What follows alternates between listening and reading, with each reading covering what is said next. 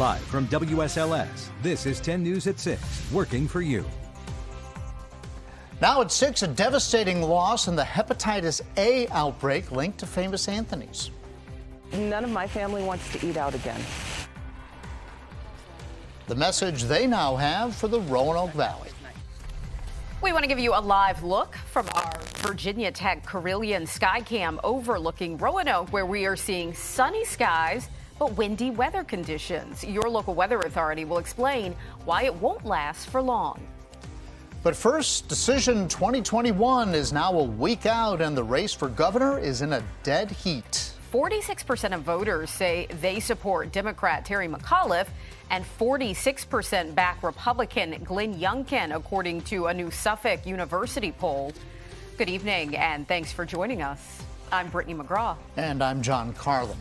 The eyes of the nation are on Virginia ahead of Election Day. And tonight, McAuliffe is hitting the campaign trail with President Joe Biden in Arlington, while Youngkin continues his bus tour with a rally in Danville. And there's a lot at stake for Decision 2021. 10 News reporter Lindsay Kennett joins us live in Roanoke. Lindsay, these candidates are tackling their campaigns very differently. John, Brittany, they really are. Both are appealing to their respective parties, championing major issues that have come up in this campaign concerning taxes, education, abortion rights, and vaccine mandates, as well as gun rights and many, many more. But some political experts that I spoke with today say that the race could come down to just two things. Democrat Terry McAuliffe losing his lead in the last several weeks, now tied in the polls with Republican Glenn Youngkin in the race for Virginia's governor. It is seeming like a very close race. J. Miles Coleman with UVA's Center for Politics says high-profile Democrats like former President Barack Obama, Stacey Abrams, and the first couple are campaigning for McAuliffe, whereas former President Donald Trump noticeably distanced. Youngkin maybe wants to keep them at arm's length. I mean, if I'm him, I'm not going to be barnstorming the state with Donald Trump, right? Just because Trump isn't popular here. Though political expert Ed Lynch says President Joe Biden's low approval rating could hurt McAuliffe's campaign. The Virginia gubernatorial race is frequently a referendum on the current president, whoever that happens to be. And with Biden's numbers in the low 40s, that is a huge mountain for McAuliffe to try to get over. Typically, the party not in the White House tends to win in off-year elections. But McAuliffe was the first to reverse that decades-long trend back in 2013. I don't really have any doubt that the votes in this state are there for a McAuliffe win. The Democrats just have to mobilize them. With more independent voters supporting Youngkin and a strong Democratic voter base, ultimately turnout and independent voters could determine this election. The Democrats' message is very much, let's keep a good thing going. If the Republicans play their cards right, this is the type of year where if they were going to win, it would be this year. Polls show that independent voters are leaning more towards Youngkin. If McAuliffe wins, this would be the first time since the 1980s that a Democrat would win the governor's office 3 election cycles in a row. Political experts say you should expect to see a lot of negative campaign ads in the next week. Reporting live in Roanoke, I'm Lindsay Kennett, 10 News, working for you. And 10 News is working for you, asking the candidates the tough questions ahead of Tuesday. And tonight at 7, I sit down one-on-one with Terry McAuliffe for a candid conversation and ask him how he fixes, for instance, the officer shortage plague, not just in Roanoke and Lynchburg, but in much of Virginia. And then tune in Wednesday at 7 for my interview with Glenn Youngkin. Turning now to your forecast, where we have been experiencing blustery conditions. If you've been outside at all, you know what we're talking about. Let's give you a look at Snowshoe Mountain Resort in West Virginia. They even saw some snow flurries in Pocahontas County this afternoon. Yeah, look at that. Holy cow. And then the strong winds have led to some outages that we need to tell you about as well. And Chief Meteorologist Jeff Hanowich is here to show us what to expect with these winds and snow flurries. I mean, Pocahontas County is not very far away, Jeff. It isn't, but it's very high in elevation. And the snow flurries that we're seeing at Snowshoe Mountain didn't make it here into the Commonwealth. But what certainly has made it into the Commonwealth is the wind, and the wind is going to subside for us here later tonight into tomorrow morning.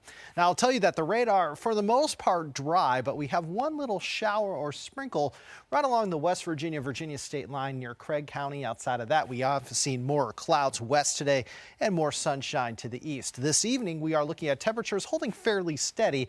Still pretty windy outside with some scattered clouds. Temperatures dropped to near 50 across the Roanoke Valley and in Lynchburg by around 10 o'clock. Are going to be cooler than that outside towards the mountains. Wednesday, temperatures start in the 30s and 40s with highs tomorrow, upper 60s to near 70. A warmer day on Wednesday with more sunshine than cloud cover in the forecast as we have less wind in the forecast on our hump day.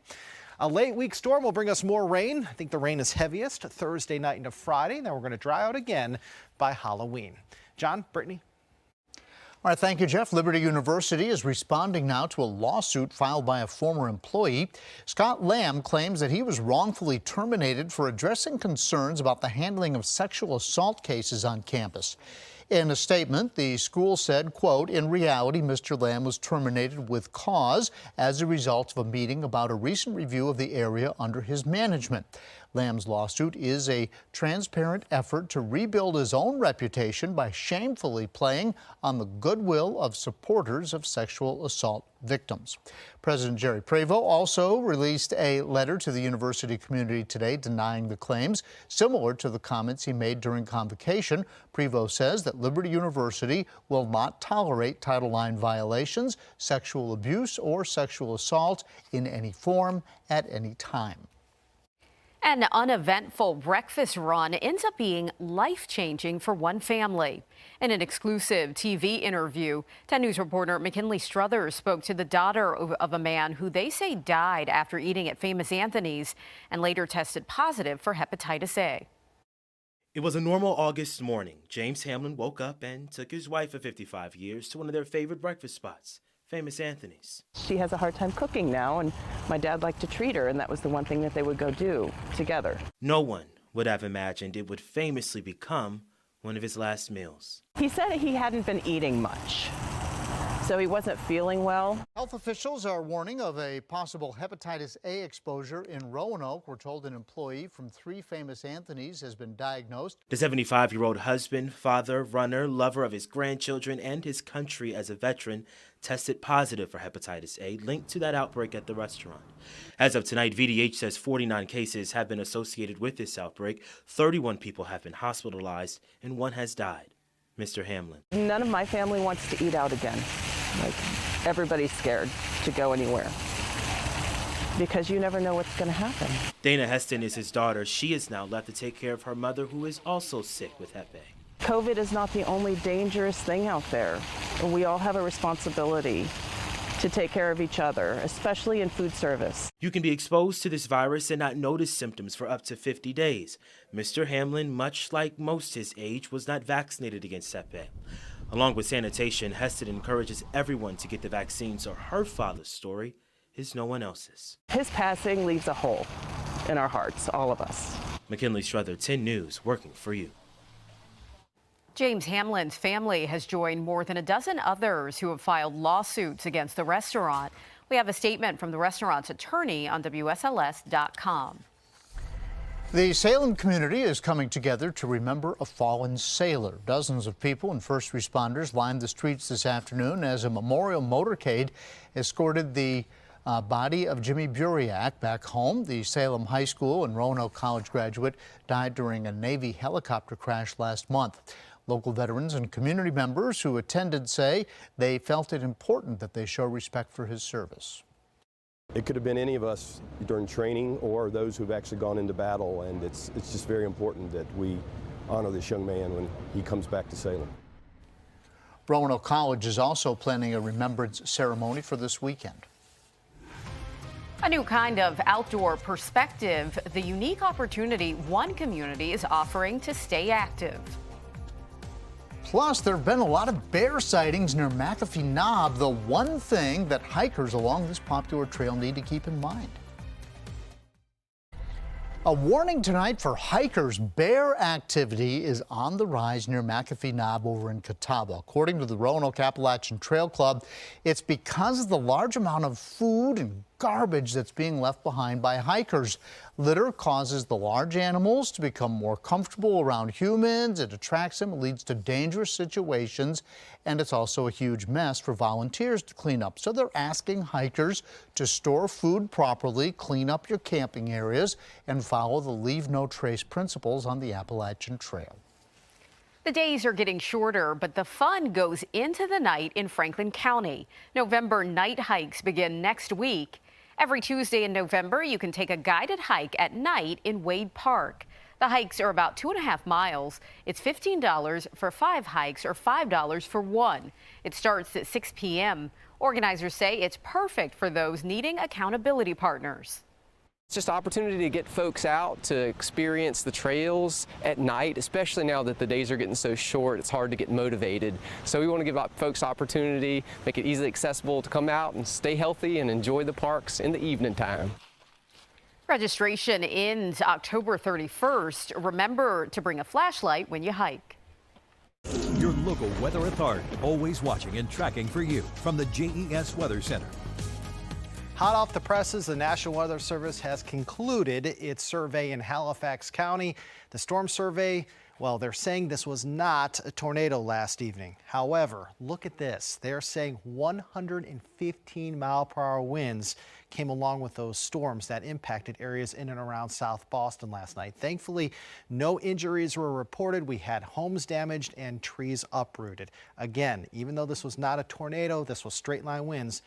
That's what I want you to focus on. 115-mile-per-hour winds going on in Halifax County last night. Wow.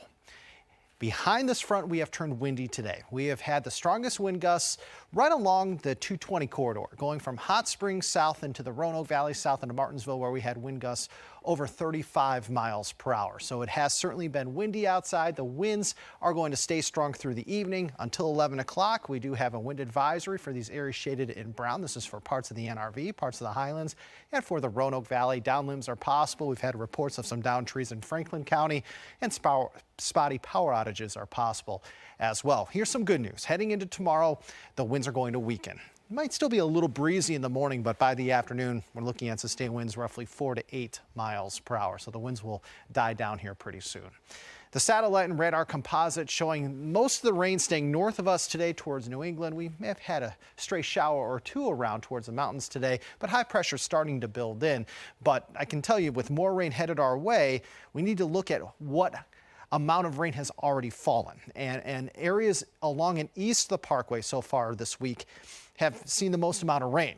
We have seen an upwards of about 2 inches of rain towards parts of Lynchburg and Southside, while into the mountains you've seen anywhere from about 1/4 of an inch to 3/4 of an inch of rain. So the ground is somewhat saturated east, and as this next storm system pushes in, that may create the chance for some localized flooding. As again, rain chances are going to increase for us here late Thursday afternoon, especially Thursday night into Friday. Heavy rain is likely as air rises up the terrain. Rain turns heavy Thursday night into Friday morning. Still going to hold on to those rain chances later Friday into Saturday, but the rain chances then won't be quite as widespread. Right now it is 55 at Smith Mountain Lake, 57 in Danville, but you're in the 40s towards the NRV, already into the upper 30s to near 40 out across Hot Springs. Tonight, overnight lows 36 to 46, but lower mountain wind chills are possible. Why? Because we're still looking at gusty winds for part of the night. For tomorrow, windy, cooler.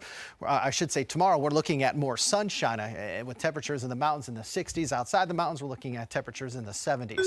Your extended forecast. After a warmer day Wednesday, we turn cooler Thursday, Friday, and Saturday. Then temperatures start to warm Sunday, Monday, and Tuesday. Looks like we'll dry things out just in time for Halloween. Appy? All right, Jeff, NASCAR has reached the final cut-down race at Martinsville with one clear championship favorite. And with Georgia Tech on deck, we'll hear what the Hokies are saying about the future after recent setbacks. Sports is next. Take on 10, 29 of 39, another solid score for Team 10. Eric is the star this week, 12 of 13 correct. Freedom First, 26 of 39, led by Brent. So through 7 weeks, it is a dead heat. 212 to 212. The Hokies now leave the friendly confines of Lane Stadium to try and get back on track. 10 Sports' Brooke Leonard has the challenges, both physical and emotional, after falling to 3-4 on the season. 3 straight losses for Virginia Tech and the end of a home stretch as they head on the road to Atlanta this weekend. Attitude is everything, and wide receiver Tavion Robinson has no interest in making a bad situation worse. You got 2 choices. I mean, you can either give up or keep going, and obviously none of these guys want to give up. You know, we all care a tremendous amount about what we're doing, and we're going to keep fighting. So that's that. The attention now turning to 3-4 Georgia Tech, who has a similar style of play compared to their last opponent, Syracuse. I mean, they're good. They got good. Their running back's a stud. Number 1's really, really good. So we have to shut down the run game. Another challenge for the defense, who had impressive efforts the first half of the season, but head coach Justin Fuente was realistic about their play against the Orange. We probably played our worst game defensively. We did play our worst game defensively, but our guys keep doing everything they can to give us a chance to win. A gut check for sophomore Narelle Pollard. We straight. We were playing lights out, so it's just not getting lazy with the techniques, not getting lazy with the alignment assignment, and just going out there and playing hard just every day. You got guys like James Mitchell not able to play. You got to think about him. You got to do it for him. Do it for guys like that that's not able to play the game, and just know every time that you step out on the field that you're blessed just to play the game. Kickoff at Georgia Tech is slated for noon on Saturday. In Blacksburg, I'm Brooke Leonard, 10 Sports. 10 strong week 9. It's LCA leading the way. Second 5, G-Dub and Salem on a region collision course, and LB returns to the pole. Back to you guys. Thank you, Appy. Coming up, the new travel technology using your face as your plane ticket. Where it just landed and where it's going next. That's next on NBC Nightly News. And we'll see you back here at 7.